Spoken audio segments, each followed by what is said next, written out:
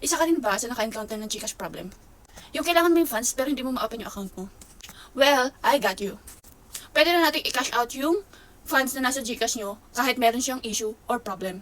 May fee po tayo. Opo, wala na pong libre sa panahon ngayon. So kung ikaw ay merong Gcash problem katulad nito, non-verified Gcash, yung kahit lahat ng ID sinubmit mo pero hindi pa rin ma-verify at hindi ma-accept ni Gcash, then merong funds doon, pwede nating ilabas yan. Verified to basic account. Ito yung verified ka na tapos biglang nag-basic account.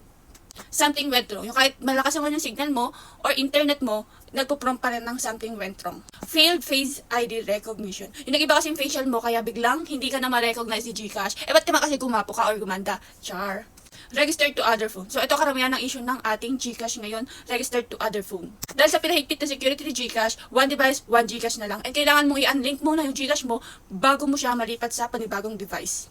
So, balik tayo. Pwede bang i-cash out kahit ganun yung mga issue nyo? Yes, pwede po siyang i-cash out. Yung non-verified Gcash or verified to basic account, pwede siyang i-cash out via QR. Yes, kung na-open nyo siya sa app, pwede siyang i-cash out via QR. Ayan. Dapat na-open nyo po siya sa device bago natin siya ma-cash out. While yung something went wrong, Face ID recognition, yung failed Face ID recognition, registered to other phone or any issue, pwede naman siyang ma-cash out through Tap App. Yes, kailangan natin ng PIN and OTP. So, sa via Tap App, kailangan mo talagang makahanap ng legit trader para naman mabalik talaga yung ipapalabas mong funds. Opo, sinabi na ni Gcash na never share your OTP and MPIN. But kung gusto mo talagang i-cash out yung funds mo and you badly need it, tapos sobrang tagal ng customer service ni Gcash, pwede natin siyang i-cash out via Tap App. Para lang to sa mga open-minded na hindi mag-iisip ng kung ano-ano. Nasa legit ka na, kaya save na save yung account mo. So, for clarification, anything na may problema kay Gcash is si Gcash lang din na makakagawa. You just tap your help center, submit ticket, wait for email.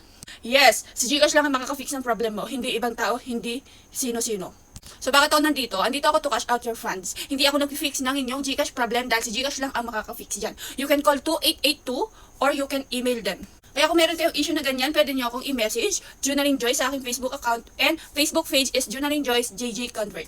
Again, para lang to sa mga open-minded na hindi kabado at hesitant magpa-cash out. Pero kung gusto mo naman siyang ipa-fix, sa help center lang ng ating Gcash mga mi. Huwag sa ibang tao kasi baka makain yung laman yan. Be vigilant sa pagpili ng trader. Kaya kung gusto mo ng legit trader, PM me. Bye!